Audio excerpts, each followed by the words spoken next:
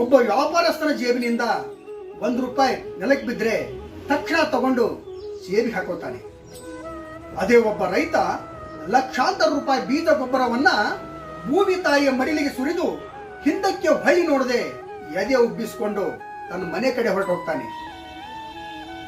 ಭೂಮಿ ತಾಯಿಯ ಚೊಚ್ಚಿಲ ಮಗ 84 ಕೋಟಿ ಜೀವರಾಶಿಗಳಿಗೆ ಅನ್ನ ನೀಡುವ ಅನ್ನದಾತ ಈ ತರ ಬಂಡ ಧೈರ್ಯ ಮಾಡಿದ್ರಿಂದಲೇ ನಿಮ್ಮೆಲ್ಲರ ಹೊಟ್ಟೆ ತುಂಬ್ತಾ ಇರೋದು. ಲಕ್ಷಾಂತರ ರೂಪಾಯಿ ಬೀಜ ಗೊಬ್ಬರವನ್ನ ನೆಲಕ್ಕೆ ಸುರಿತಾನೆ. ಅದು ಬರುತ್ತೋ ಬಿಡುತ್ತೋ ಒಂದು ಗೊತ್ತಿಲ್ಲ. ಬಂದ್ರೆ ಅದಕ್ಕೆ ತಕ್ಕನಾದ ಬೆಲೆ ಸಿಗೋದಿಲ್ಲ. ಬರದೆ ಹೋದ್ರೆ ಸಾಲದ ಹೊರೆಯನ್ನು ಹೆಗಲ ಮೇಲೆ ಹೊತ್ತು ಧೈರ್ಯವಾಗಿ ಮುನ್ನುಗ್ತಾ ಇರ್ತಾನೆ.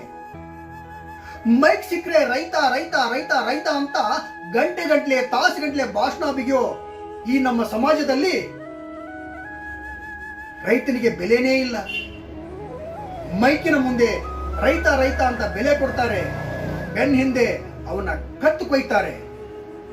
ನೆತ್ತರ ನೆಲಕ್ಕೆ ಬಿದ್ರು ಅದನ್ಯಾವುದನ್ನು ಲೆಕ್ಕಕ್ಕೆ ತಗೊಳ್ಳದೆ ಮತ್ತೆ ನಮ್ಮ ಪಟ್ಟಿ ತುಂಬಿಸೋದಕ್ಕೋಸ್ಕರ ತನ್ನ ಬೆವರ ಹನಿಯನ್ನ ಸುರಿಸ್ತಾನೇ ಇರ್ತಾನೆ.